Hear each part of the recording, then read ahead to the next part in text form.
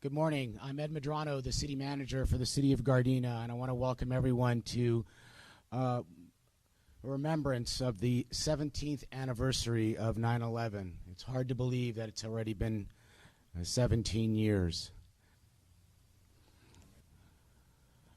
I want everyone here to think about where they were on 9/11 and when they found out about what had happened and how they felt.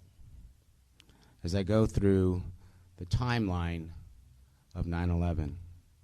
The flights involved started with American Airlines Flight 11, which is intended to go from Boston to Los Angeles, which struck the North Tower at 8:46 a.m.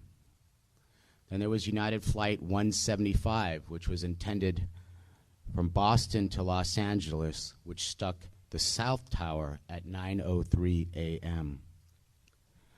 Then American Flight 77, intended for Washington Dulles from Washington Dulles to Los Angeles, which struck the west side of the Pentagon at exactly 9:37 a.m. And finally, there was United Flight 93, which was intended to San Francisco from Newark. At 9:57 a.m., the passengers, after knowing the plane had been hijacked, revolted and attacked the hijackers. At exactly 10:03 a.m., the hijackers intentionally crashed into a field 80 miles south of Pittsburgh. These four tragic flights and the thousands of deaths of Americans is something that we will never forget. In this region, we saw that there were several people that were on those flights that were killed that tragic day. From the city of Bellflower, John A. Hofer, which was on Flight 11. From Manhattan Beach, Chandler Keller, which was on Flight 77. From Torrance, John Wentges, which was on Flight 11. Culver City, Sima Aoyama, which was also on Flight 11. From the city of Norwalk, Malgovio Lopez Jr., which was on Flight 175. And from the city of Paramount, Marie Papalardo, which was also on Flight 175. Across the country, many cities are grieving for the loss of their respective loved ones. This time, I'd like to introduce the Honorable Mayor of the City of Gardena, Mayor Tasha Serta.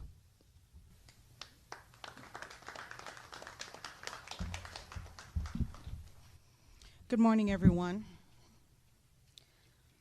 Today marks the 17th anniversary of 9/11, or as we now call it, Patriot Day, a day in our minds that we will never forget.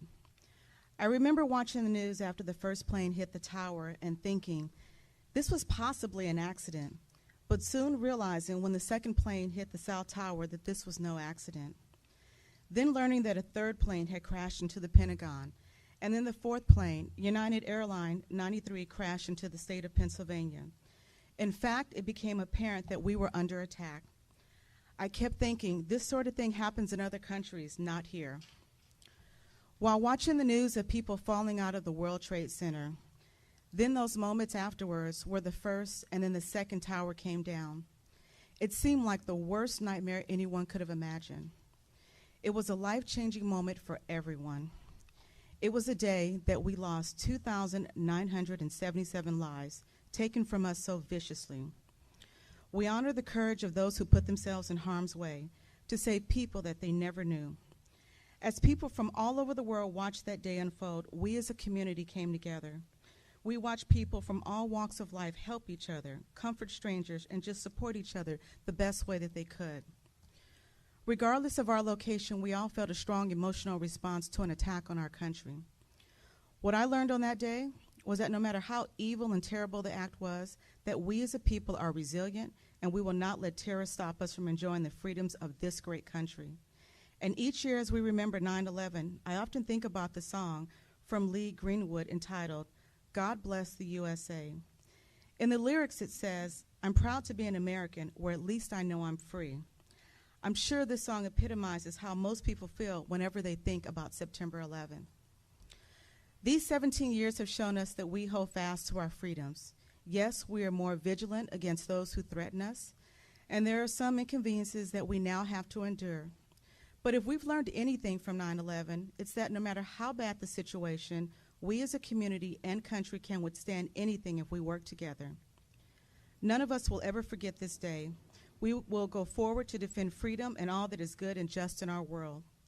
We remember our first responders for paying the ultimate sacrifice on that day and continue to thank police and firefighters for what you do every day.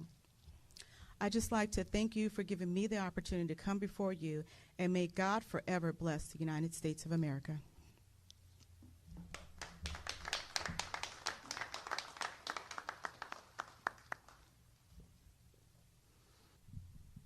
Thank you. Before we close, I just have a couple comments to make. Not that long ago, we lost an American hero, Senator John McCain. And the days following 9/11, he wrote an opinion piece for the Wall Street Journal. And the title of that piece was, "There's No Substitute for Victory."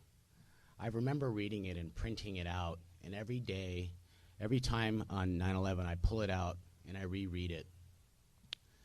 And the premise of that article is simply this: our democracy is worth defending, our freedom is incredibly valuable, and it is what makes us Americans, and we will do whatever it takes to ensure that our freedom and our democracy stand forever.